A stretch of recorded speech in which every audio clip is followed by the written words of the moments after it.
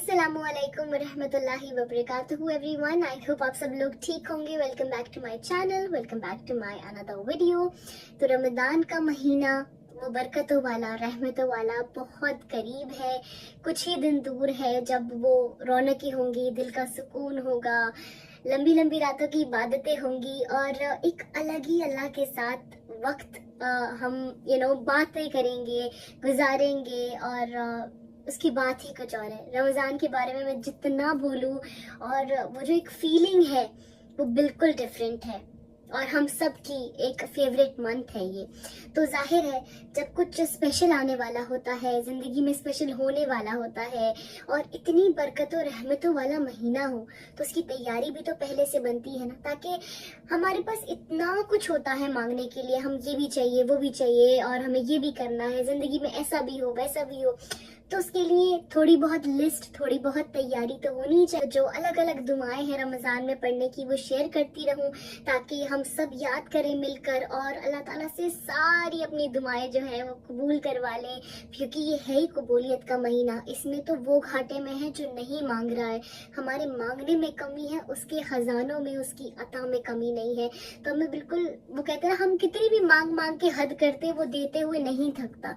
एक वही तो है जिसको हमारा मांगना इतना पसंद है। हम जितनी बार भी जाए वो तो हमारे ना मांगने पर नाराज होता है।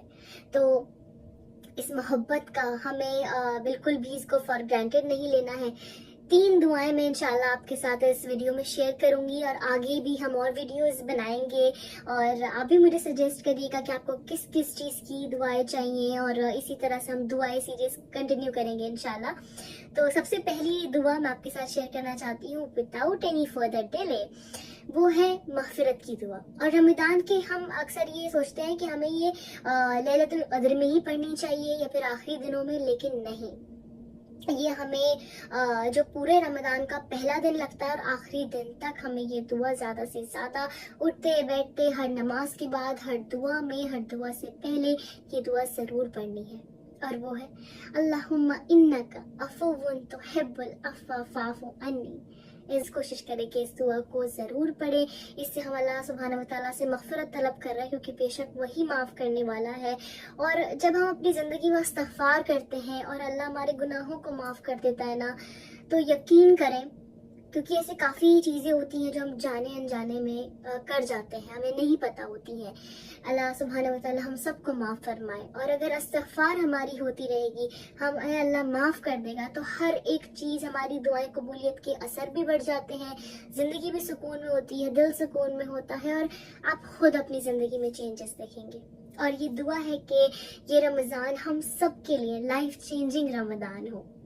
दूसरी दुआ है, और ये दुआएं काफ़ी बेसिक है अभी तो, लेकिन आगे आगे इंशाअल्लाह हम और ज़्यादा एडवांस लेवल पे भी जाएंगे।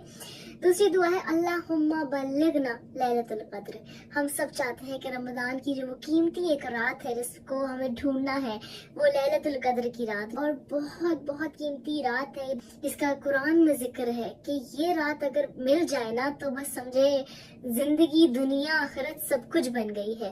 तो ये हमें मिल जाए, इसकी भी दुआ हमें करनी है कि अल्लाह तो हम सबको लैलतुल क़द्र की रात नसीब फरमा, हम सबको लैलतुल क़द्र की रात तक पहुंचा दे, आमीन। तो ये दुआ आप ज्यादा से ज्यादा पढ़े, अल्लाहुम्मा बल्लिगना लैलतुल क़द्र। और ये आप रमज़ान के जो फर्स्ट डे होगा स्टार्टिंग से पढ़ेंगे एंड तक।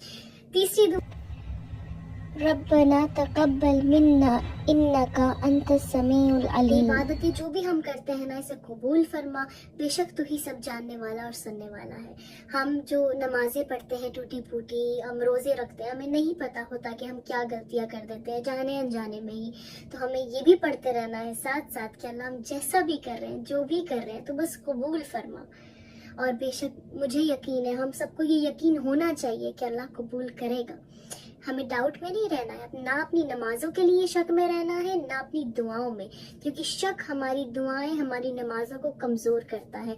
तो कॉन्फिडेंट रहें कि हम जो कर रहे हैं ये अल्लाह ज़रूर कबूल करेगा और अल्लाह तो हमें तौफीक दे कि हम, जैसे आप اگر چاہتے ہیں نا کہ آپ کی کوئی بھی نماز قضا نہ ہو، نہ رمضان میں نہ رمضان کے بعد، تو آپ یہ دعا کرا کریں کہ اللہ تو نے مجھے عصر پڑھوائی ہے تو مجھے مغرب بھی ضرور پڑھوانا، اور میرا دل کہیں ادھر ادھر نہ لگے، بس میں جلدی سے مغرب پڑھوں پھر عشاء پڑھوں. اسی طرح سے آپ فجر میں دعا کریں اگلی نماز کے لیے، اور کوشش کریں کہ آپ جو بے فضول چیزیں ہیں ان سے بچیں، اپنے مائنڈ کو ڈسٹریکٹ نہ ہونے دیں، اور اللہ سے اپنے دلی دل میں بھی باتیں کرتے رہا کریں، کیونکہ اللہ سے اگر آپ کنیکٹڈ رہتے ہیں نا، ظاہر ہے پھر اللہ آپ کے لیے ہر چیز میں آسانی کر دیتا ہے، کیونکہ عبادت تو ایسی چیز ہے، ایسی توفیق ہے کہ وہ اپنے انہی بندوں کو دیتا ہے جن کو چن لیتا ہے. دنیا کی دولت ان بندوں کے پاس ہو سکتی ہے جو اللہ سے دور ہوں، اور جو مسلم نہیں بھی ہوتے ان کے پاس بھی ہوتی ہے، لیکن جو دین کی دولت ہے، جو نماز کا سجدے کی دولت ہے، دعا مانگنے کی توفیق ہے، وہ اللہ انہیں ہی دیتا ہے جن کو چن لیتا ہے، جن کو اپنے اور قریب کرنا چاہتا ہے، جن کو جنت الفردوس دینا چاہتا ہے، جن کو اپنا دیدار دینا چاہتا ہے، جن کو حوض کوثر کا پانی ہی چاہتا ہے کہ اس کو اس کے نبی پلائے. تو اگر ہمیں بھی یہ چیزیں چاہیے تو ہمیں بھی تھوڑی سی کوشش تو کرنی پڑے گی. باقی تو اللہ آسان کرتا ہی. اللہ تو کہتا ہے نا، تم ایک قدم چل کر آؤ میں 10 آؤں گا، تم چل کر آؤ میں دوڑ کر آؤں گا. تو بس کوشش کرنی ہے خالص نیت کے ساتھ، یقین کے ساتھ. تو دیکھیں اللہ کیسے ہم سب کے لیے یہ رمضان اور برکتوں والا کرے گا اور معجزوں کے دروازے کھول دے گا. اپنی دعاؤں میں مجھے، میری فیملی کو، ہم سب کو، پوری امت کو یاد رکھنا ہے، خوب دعائیں کرنی ہے، خوب عبادتیں کرنی ہے. And make the most of this Ramzan. جزاک اللہ خیر. اللہ حافظ.